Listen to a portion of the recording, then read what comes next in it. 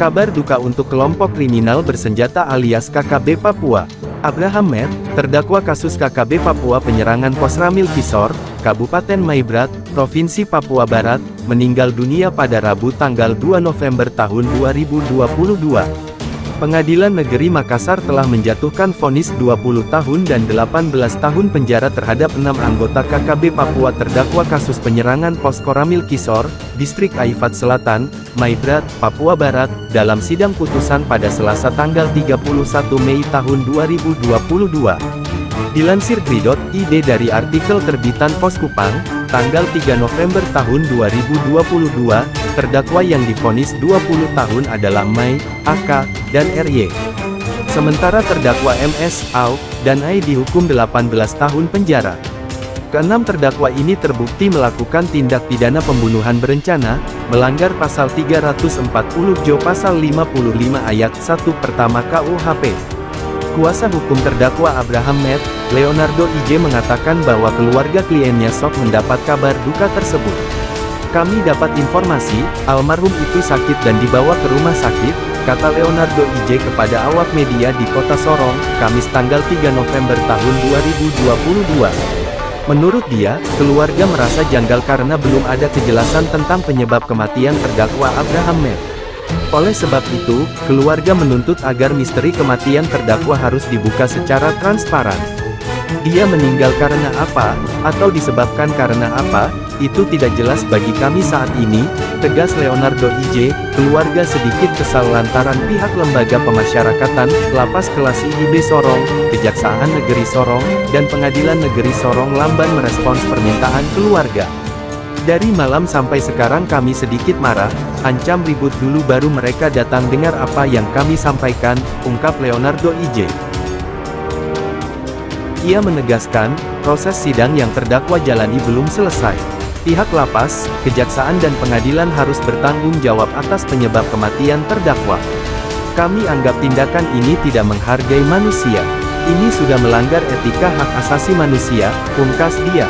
Hingga Kamis sore, jenazah Abraham Met masih berada di Rumah Sakit Umum Daerah RSUD Selebi Solu Kota Sorong. Kasih Intel Kejaksaan Negeri Sorong, Iputu Sastra Adi Wicaksana saat dikonfirmasi tribunpapuabarat.com, membenarkan kabar meninggalnya satu terdakwa kasus penyerangan Pos Ramil Kisor. Menurut dia, terdakwa sempat mengikuti sidang di Pengadilan Negeri Sorong pukul 15 waktu Indonesia Timur dengan agenda putusan sela. Hari Rabu tanggal 2 November tahun 2022, terdakwa atas nama Abraham Met mengikuti sidang agenda putusan sela, kata Iputu Sastra Adi Wicaksana di Sorong, Kamis tanggal 3 November tahun 2022. Sebelum sidang, pengawal tahanan menjemput terdakwa sekira pukul 13 waktu Indonesia Timur di Lapas Kelas IIB Sorong dalam kondisi sehat.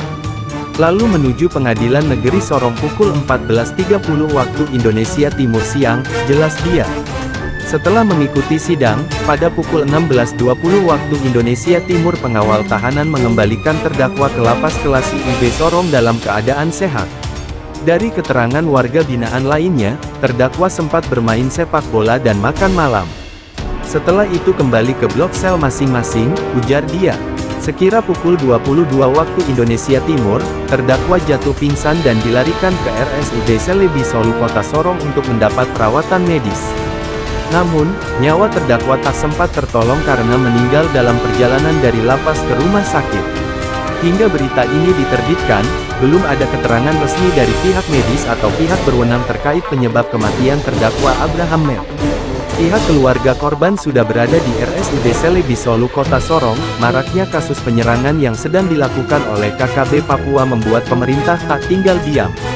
Dikutip Gri.id dari artikel terbitan Kompas.com, tanggal 9 Oktober tahun 2022, diberitakan sebelumnya terkait dengan keberadaan KKB Papua, Kepala Badan Nasional Penanggulangan Teroris BNPT Komjen Boy Rafli Amar, menegaskan, kelompok kriminal bersenjata KKB, sudah dimasukkan dalam kategori teroris.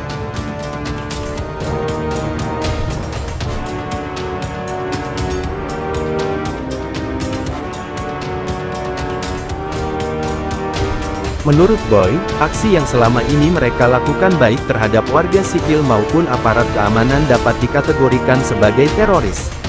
Apalagi motif aksi kekerasan yang dilakukan itu adalah untuk memisahkan diri dari NKRI, kata Komjen Boy Rafli kepada Antara di Sentani, ibu kota Kabupaten Jayapura, Papua, Sabtu, tanggal 8 Oktober tahun 2022.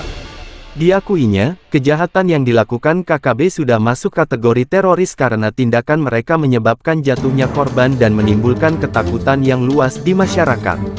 Untuk mencegahnya, menurut Boy, BNPT saat ini menggandeng 47 kementerian dan lembaga negara untuk menghadirkan negara guna mengikis paham radikalisme. Berbagai upaya dilakukan agar generasi muda dan masyarakat umumnya tidak terjerumus paham atau ideologi radikalisme yang menghalalkan segala cara dengan menggunakan kekerasan ekstrim serta menentang konstitusi negara dan ideologi Pancasila. Karena itulah, tambahnya, penegakan hukum harus tegas, objektif, dan terukur agar masyarakat sipil tidak menjadi korban kekerasan yang dilakukan KKB. BNPT saat evaluasi selalu mengingatkan pentingnya penegakan hukum secara terukur agar jangan sampai warga sipil menjadi korban, seperti halnya yang terjadi di Papua Barat di mana pekerja jalan menjadi korban, kata Komjen Boy Rafli. Sebelumnya, Kepala BNPT tersebut mengukuhkan Duta Damai Dunia Maya di Papua yang dipusatkan di Sentani.